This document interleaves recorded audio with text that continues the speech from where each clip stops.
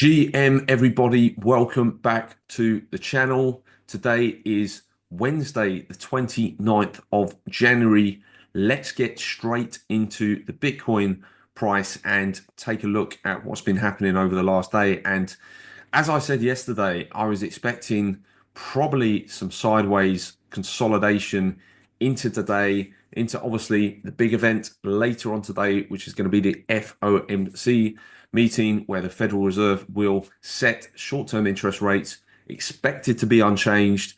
But what's going to be more important is Jerome Powell's language after the rate decision, where he has the press conference and how he responds to some questions. I expect he's probably going to get some questions around interest rates, around the possibility of lowering interest rates this year. It's something that President Trump has already mentioned and talked about. He wants rates to come down.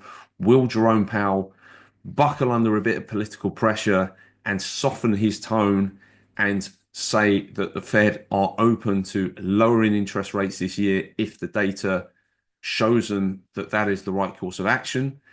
This is where I'm actually believing he will lean to. I think he will go in that direction, as opposed to a more of a hard stance where he totally says it's not for the president to decide, and that the Fed are going to remain on their course and leaving rates where they are, and they're not thinking about cuts.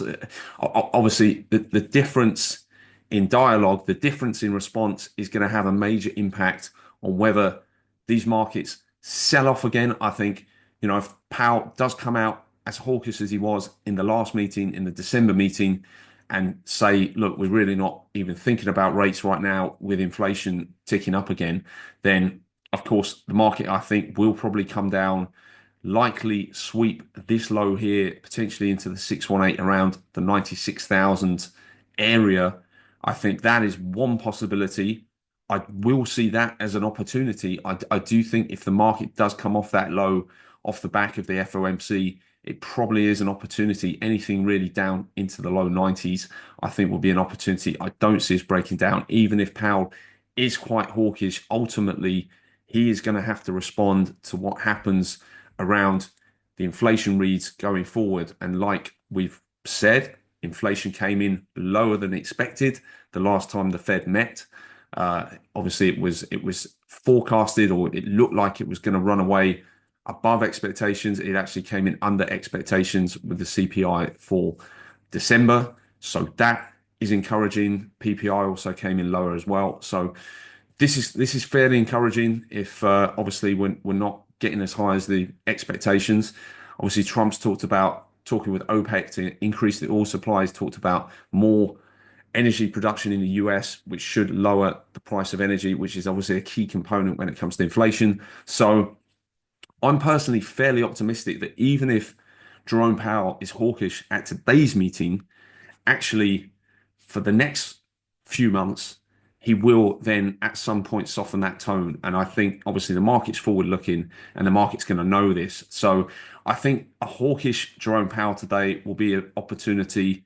I guess in some ways, we'll probably see a similar reaction to this, potentially a knee-jerk lower down to the low 90s into this 100 moving average, potentially coming down, retesting our lows around 89K, putting in a bit of a trap and then running higher. Or he's going to soften the tone, go more dovish. He's going to be open to the possibility of rate cuts this year if the data suggests that's the right course of action. And I think that will really, really, really send us. And I'm leaning towards that scenario right now as we speak. So they're my thoughts on FOMC. Obviously, this is a crypto channel, but the macro really, really influences us. I've been a trader for over 10 years, and I've always had to have a very keen eye on the macro situation and what's going on. And for me, it just looks like we're setting up, we're well poised here. The market's expectation of rate cuts is very, very low. People are starting to feel very, very worried that this could be a cycle high. People are looking at this and saying, look, this was a bull trap. It's a double top. There's divergences, between these two highs, and people are really, really scared and panicking out there. And you've probably heard the saying, markets like to climb the wall of worry. I do believe there's always something to worry about in bull markets.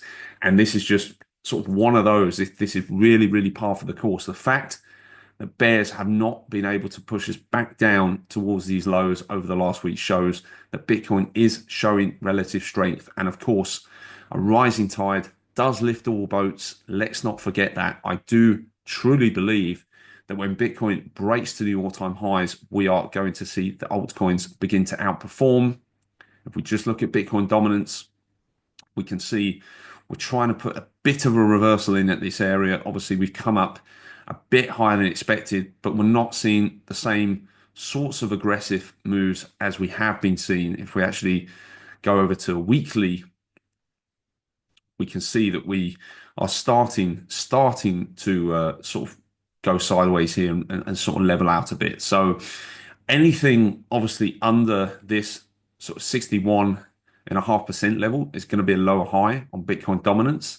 And what we're really looking for is a couple of sort of red weekly bars and some closes below some key levels to actually confirm that we are actually going to be breaking down. Obviously, the main close will be coming below this 54.5%, which is the low from early December. So I'm still optimistic. We are likely coming into an area where we could top out on Bitcoin dominance. Potentially, we run a bit higher towards 60%. I think if we were to get above 60%, that might spark some capitulation in the altcoins, and we might actually then see this Bitcoin dominance come down and alts really start to outperform. So everything's looking fairly well poised to me. Obviously, we're still on track in terms of our path that we've drawn out. I am expecting things to start to ramp up fairly soon.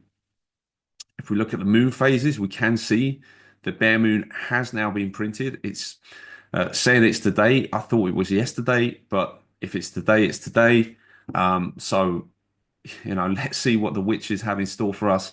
Obviously, the last couple of bear moons didn't really work out that well for the bears. We did see some small retracements on a couple of these, but nothing substantial. So, potentially this means that this is potentially a bit of an omen, maybe, and one for the bears. Maybe Jerome Powell is a bit hawkish, and we do see things come down a little bit more today. But yeah, I'm feeling fairly optimistic right now. And if we just look at the liquidation heat map, we can see that all of the liquidity is really, really built up here to the upside. So we've really got liquidations running all the way up to around about sort of 104,500 here. We've got little pockets down towards 100K. So it's absolutely reasonable that Bitcoin sort of works this range between 100,000 and 105,000. Certainly, I expect that to be the case pre-FOMC. And then I am expecting resolution either way after FOMC and after Fed Chairman Powell's statements. And yeah, I think potentially, what the market likes to do around these types of events is sort of move one way. So we might see it sort of come down and flush the liquidity below price if maybe the market hasn't got exactly what it wants to, the exact wording that it was hoping for. But then we might run the other way. And if we just go back, let's go out to a 2-week so we can see slightly longer term where the liquidity lies. When it wants to load up, then we can see potentially we could come as low as sort of 97, 96. Yeah, I say 96, 96 and a half is definitely on the cards.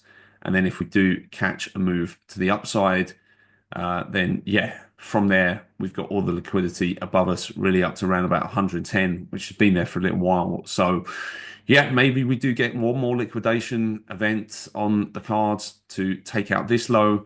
But I am expecting over the next few days and weeks, we will run higher.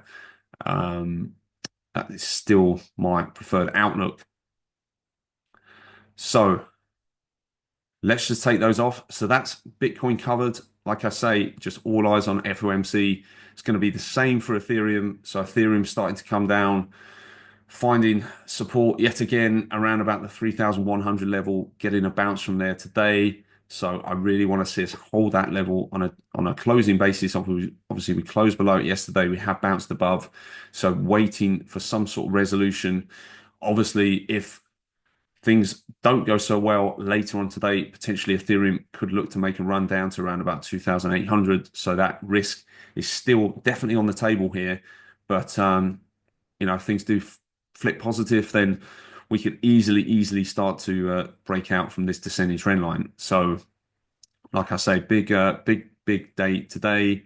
Solana as well, pulling back into support, finding support on this 20-day moving average at the moment. So, and around about the 50% retracement level. So, let's see if Solana can also prove itself and start to close back above around this 234, call it rounded up to 235 level, and start to push on higher from there. But again, there's really not too much more to say other than what I said at the start of this, that the FOMC meeting later on is going to be huge. We can see the dollar is starting to creep up, so potentially some shorts on the dollar are starting to close here, and some de-risking.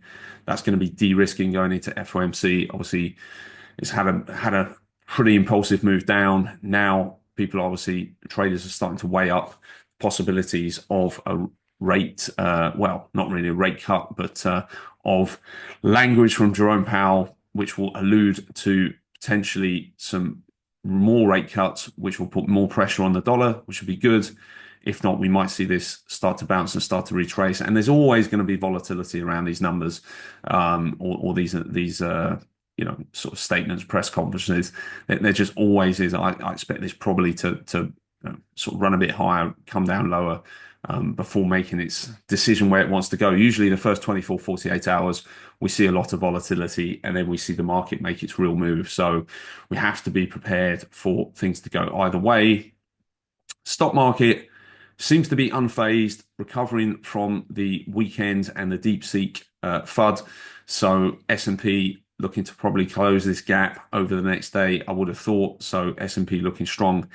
NASDAQ obviously hit the hardest with the weekend news, but also looking to close this gap. I would have thought it will try and do this maybe at some point today.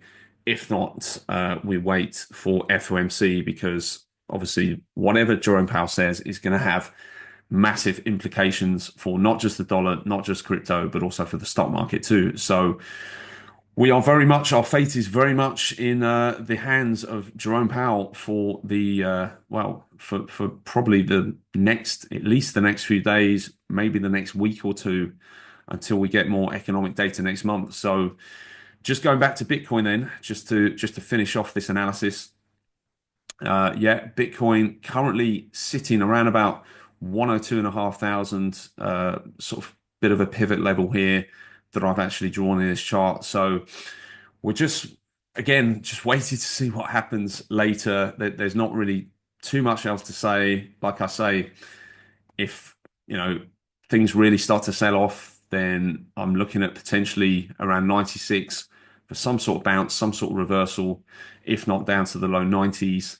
I'm not expecting massive follow through, even if Powell is hawkish. I do think this ascending trend line will likely hold. We've obviously got some confidence with it being previous sort of support, with it being the 100-day moving average.